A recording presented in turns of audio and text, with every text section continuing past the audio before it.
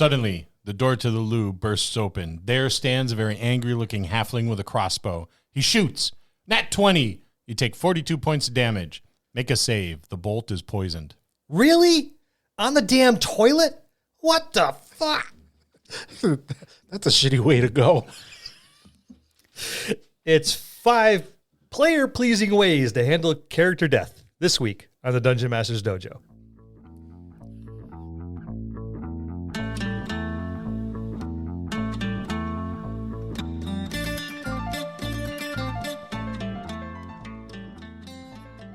Hello, and welcome to another episode of the Dungeon Masters Dojo podcast.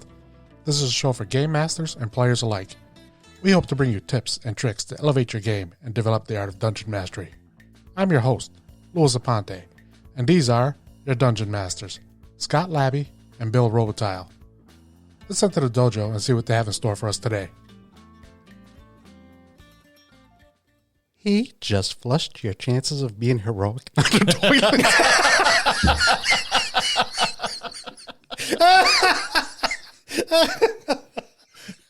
Oh, you get a chance to wipe. Wow. Ooh. Yeah, death.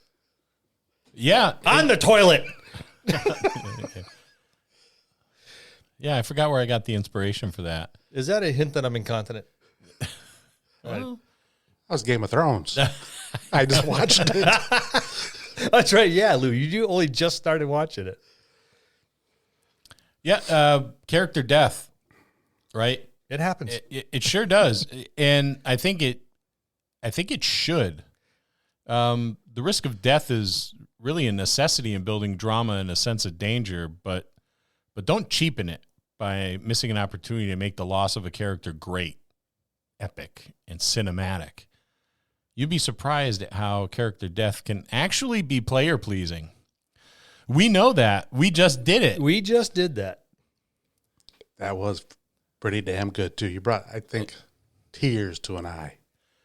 Oh, I was crushed. But were you pleased with the way you went out? Yeah, absolutely. Yeah, and it may sound strange because people get so attached to their characters, but and we all do. I know I do. I have to admit, I got a touch emotional, but then I looked across at Ben, Yep.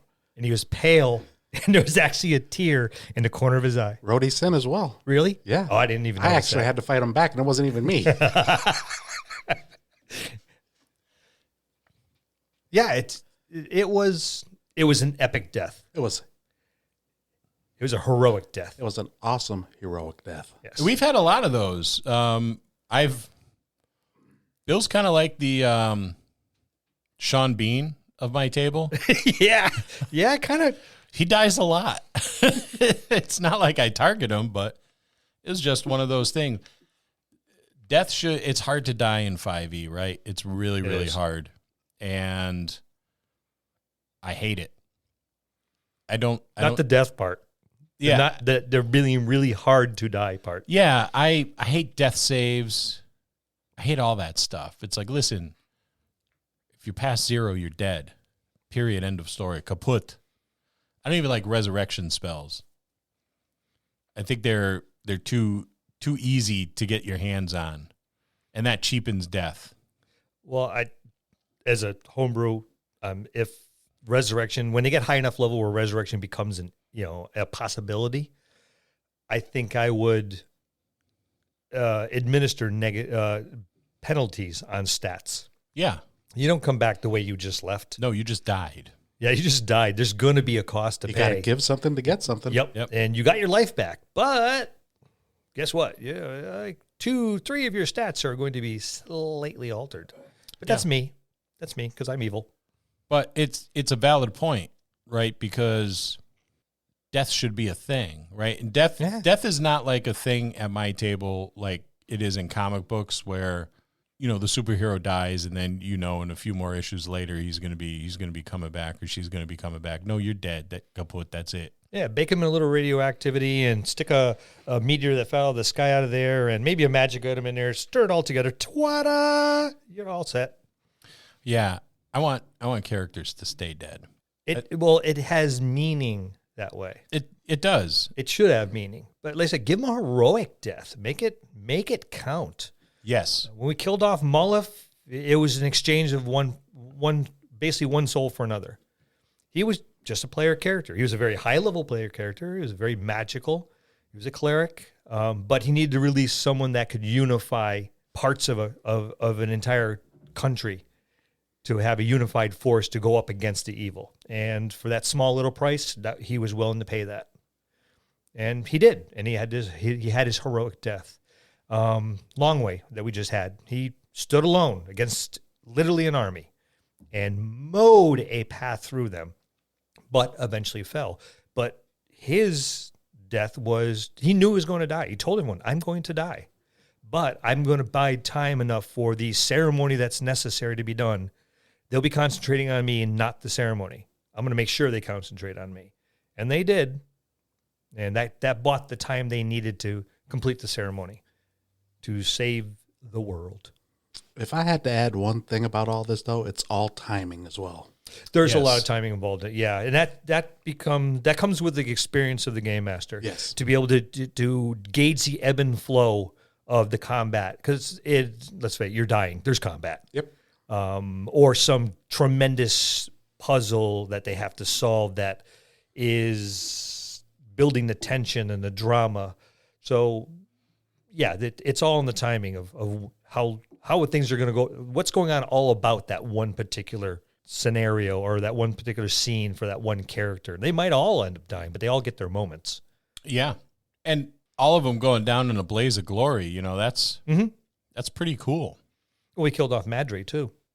Yeah. He came from the same lands I did, and again, he had his heroic stand against the big bad and had his epic death. And that was cool. And he was like, I'm dead? Yep. Cool.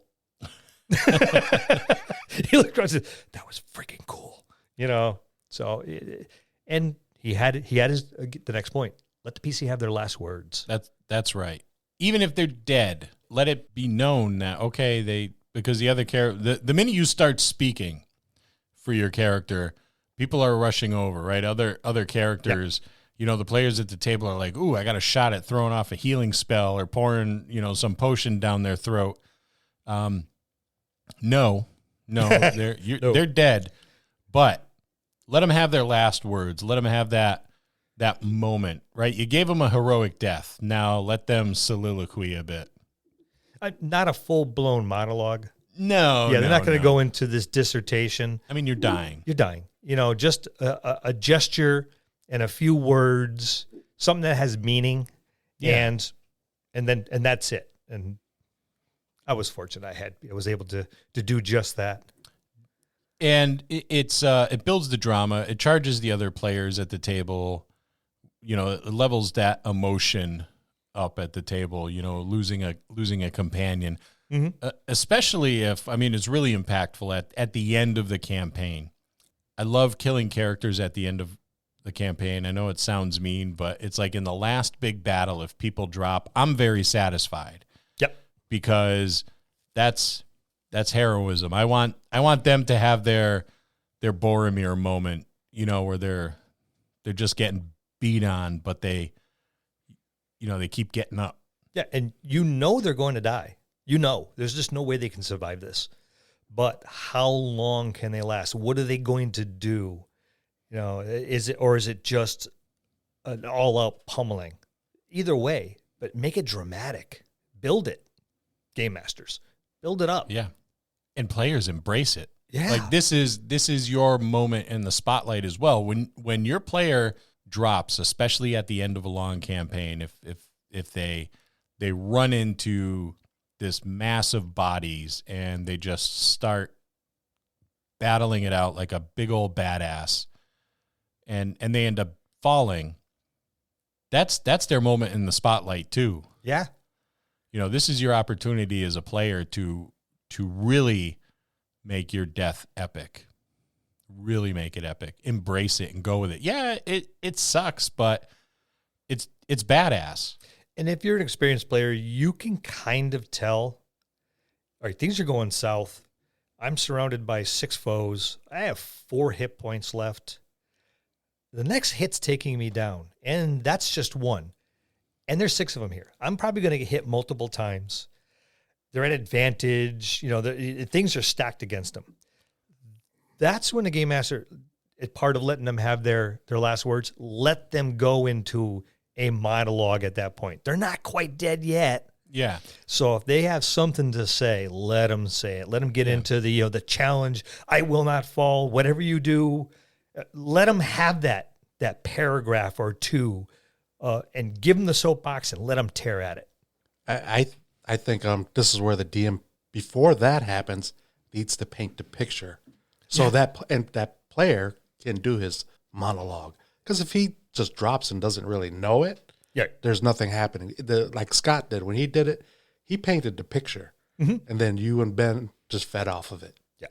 Now that's what happens at the end of a story. What happens if it happens in the middle unexpectedly? Because we've talked about TPKs, we've talked about character deaths. Sometimes it just happens. Yeah, there's that oh shit moment where it doesn't happen to me very often, but when the DM's rolls are really good and that character just takes a beating and dies, I still give them their last words. Well, yeah, you would. And give them as heroic a death as possible. I've played at tables where GMs would, have the goblin or orc foes teabag the fallen opponent and whatever. It's like, come on, dude. That cheapens the experience. Don't be a dick DM when one of your characters falls. But yeah, in the middle of the campaign, if they fall, still try to give them as heroic a death as possible. Definitely let them have their last words. Take into consideration point 1 and 2. Let's take a moment to talk about our sponsor. You're a new DM who wants to jump behind the screen. Maybe you've been volunteered by your gaming group, but aren't quite ready. You've been watching people play games online or on podcasts, and you're thinking to yourself, where do they come up with all that descriptive narrative? There's no way I can do that. Well, don't worry. We've got a solution for you. What if I were to tell you that I can put a team of professional writers alongside you at your desk while you're prepping your game? Sounds pretty good, huh? With Describe, we can do just that. These narratives vividly describe monsters, places, spells, people, you name it.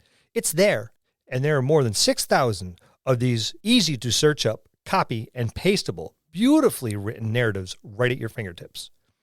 Confidently read these narratives aloud in your campaign and impress noob and veteran gamer alike.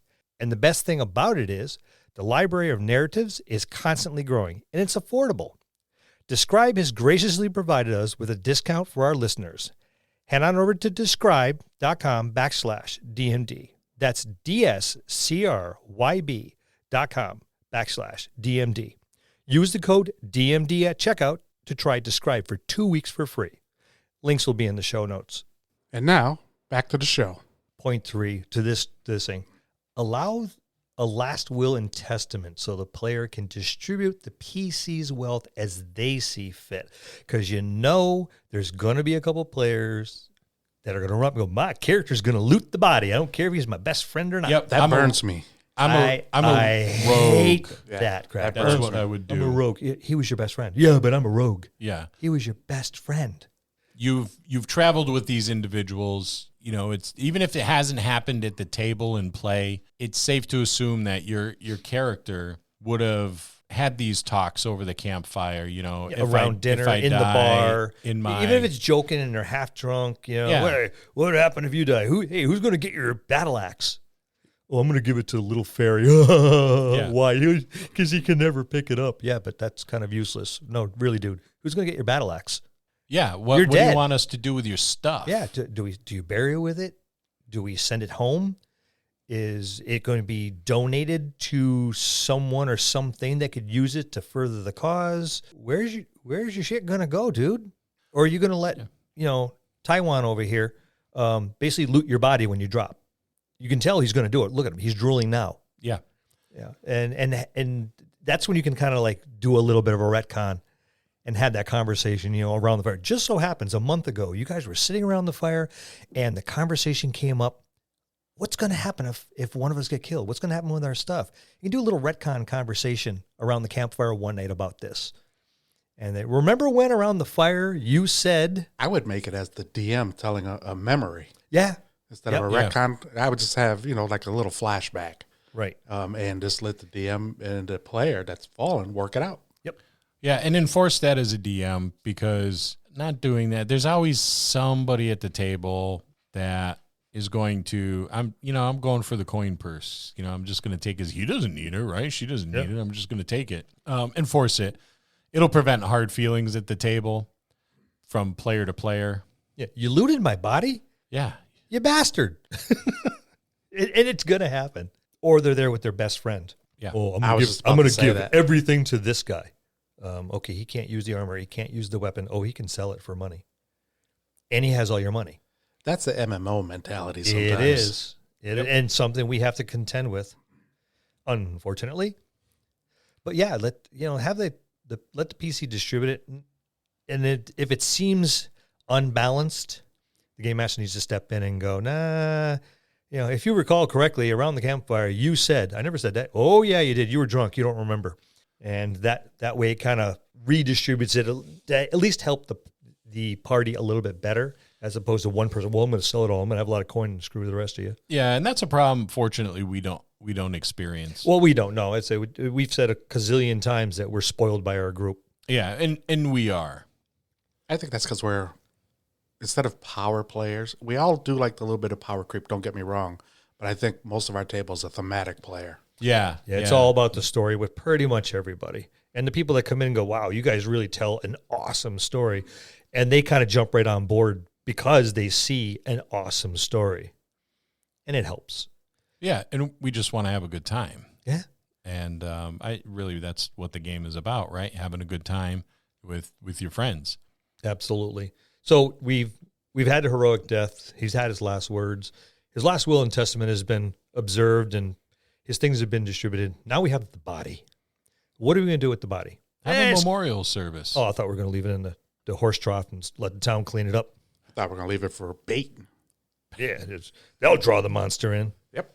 Yeah, even if you just mention it in your narration of kind of like your wrap up after the session. But if the players are really invested, which hopefully they are, and that'd be awesome if they were, and they want to say a few words in the memorial, then yeah, by all means, play it out. Yeah, that's give another opportunity to role play. Absolutely. Yeah, and that's something that the player will get a great deal of satisfaction from is hearing his companions and the other players at the table kind of pay homage to the character. Yeah, didn't we have something like that with our first 7 year where I think pretty much almost everybody died, and Rhodey Sin's character was walking outside, and one of you guys came in and said, hey, it was their version of heaven, if you want to call it that. Yeah. Yes. And boy, he was happy. Yeah. Even though he was dead, the characters met him at the tavern, and they brought him in, and they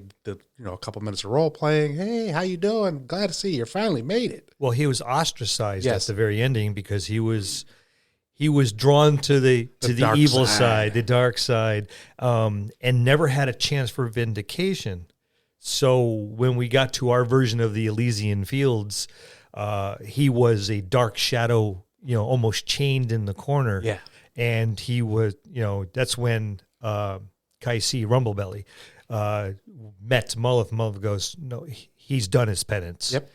And that gave Kaisi the chance to openly forgive him. And he was no longer a dark shadow. He was himself once again. Right. And was able to draw, his player into the rest. And we had a little conversation, and everyone patted him, pat on the back, glad you could make it. It's awesome. It's about time you got here, that kind of stuff. And it gave that closure. It did. It just so for a little bit of backdrop for people, this was a 7 year our time campaign game. Not how many years actually passed in the world itself. Yeah. So there was expectations that people were going to die just of old age or even during the battles. Yes. Yeah. And many did. Yeah. Many did, yeah. So there was sacrifices and people being killed, people who passed just because of age. So yeah, we covered the gambit of different styles of expiration Yeah. as we went, but everyone ended up together. Yeah, and there was a The little way bit we of- started. There was a little bit of role play in there, so everybody had their moment once again. Right. And that was our memorial. Yes. Yeah, it was a way for everybody to kind of like say goodbye, pay homage to the characters that they played for such a long time. Yeah, 7 years of gameplay is a long time to be Yeah. investing in, and it wasn't just the week longs too, because there was a number of We had the meetings at the meetings at the house where we'd have our business meeting for the club, and then we'd go into playing, and we played those characters to further the story, And then side plots. side plot. We Yep. did those through our private Facebook page. Yeah, we did were that. constantly had things going on that almost on a daily basis where your characters were interacting back and forth. Yeah, that was our and- mundane things. Yes, that we didn't do during the game. Right. That's exactly what housekeeping. that was the Yes. housekeeping. The housekeeping was done on Facebook on our closed account, and it was fun. It was fun. because a lot of people jumped in when they had a chance. Yeah. Yep. So we will wrap this up with give the fallen PC a place of honor, like a binder, the Book of the Dead. And have it at the table or wherever the game is played, so people can refer back to it and go, "Remember your character? Yeah. Well, what did you? Like, hey, here it is, right here." And you'll have a chronicle of the fallen, and it's just a copy of the player characters, all in a binder, and maybe a little write up at the end, how they expired, what happened, things like that. A couple bullet points to jog everyone's memory. Or if someone really wants to go in there and put 2, 3, 4 pages in there, a copy of the epilogue from the will. scenario, the will, yeah, yep. all this stuff can go in with that character to refer to later on. I keep a copy of everybody's death records myself. I have a copy of everyone's character. Yeah. Because 9 times out of 10 I'm the one building them because True. we do a lot of Gen Cons. But I Retcons. do have a copy of all my characters Pre-gens. that Pre-gens. have, I know I got it right eventually. We're that getting there. either are alive or had passed in the game. I still Yeah. have copies of them along with whoever else has copies, just for that purpose. I could go back and somebody's talking about it. Oh, well, let me look them up. Do you still have your characters? I have characters from 30 years ago still. Yeah. Well, I won't say how long. You've seen the stack of character sheets. It's what, about 1.5 feet high? Character sheets. So, yeah, just give them a place of honor at, not necessarily in the game, but outside for the players to reference. Yeah, that's it's kind of like they're never really gone.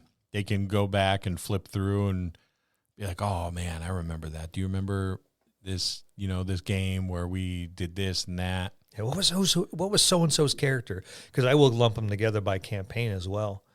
But even going back to what Bill said, not in the game, but even in the game, like we did a statue for Sin's character. Yes, we did. So when he came back to our new campaign, he was like, "Oh my God."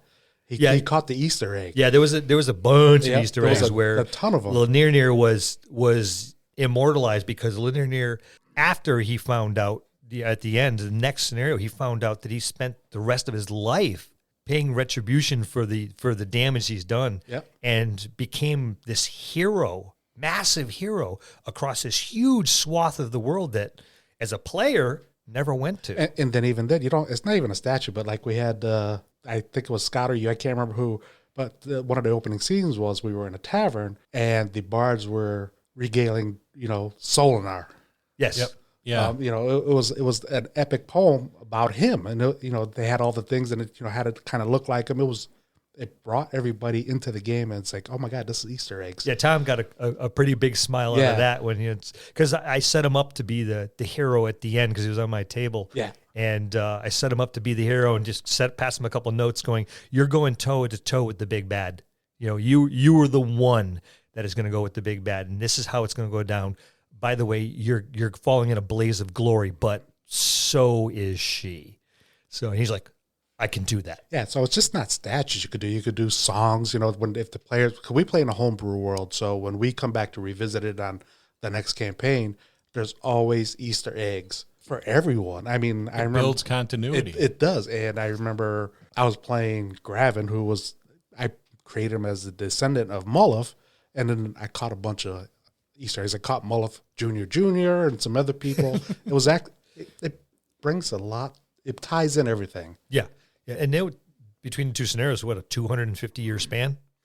250. Yeah, it was a good chunk of time, and most of the lifetimes of even the longest lived But character. that was probably some of the best ways to honor the falling players. Yes. Because they get to see it live on. And there was an Easter egg at the beginning of the campaign we just finished with the messenger. I didn't catch that one. Damn it. I don't like you no more.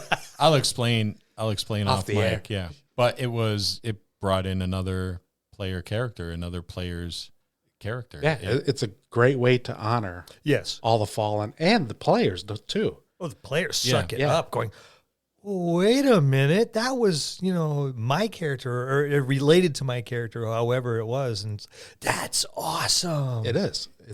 And when they recognize it, that you can see that smile. I don't think you can ask for any better way to be memorialized.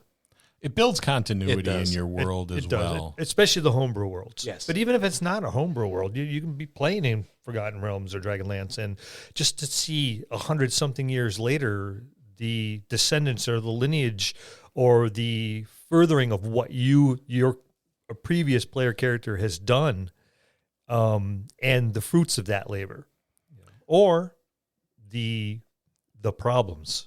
Once you crack open that book, that campaign setting, that published campaign setting, or that retail adventure, once you crack it open at the table, it becomes your world. Whether or not somebody else designed it, but it becomes your world to modify as you see fit at your table.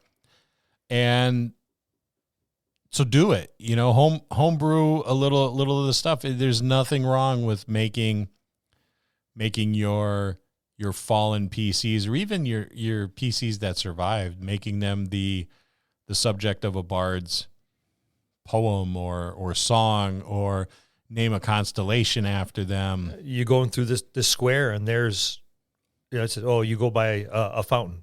Well, it's no longer a fountain; it's now a statue depicting the last battle, in relief around the entire statue, with the statue of 2 or 3 of the player characters that were predominant, or the whole group, or whatever, or just a column with the relief of the story of the last great battle that happened, X amount of years ago, and just replace it, and pay the homage to the players that have come before us and the characters that have been before. It's very gratifying as a GM to see that realization on a player's face that, oh, I'm an Easter egg. Yeah, it could be very gratifying, and it makes the players happy.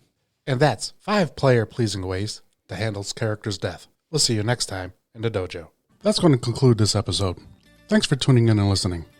Please subscribe to the podcast for more great content. If you'd like to hear a particular topic, you can reach us on Facebook at the Dungeon Masters Dojo, or you can drop us an email at thedungeonmastersdojo@gmail.com.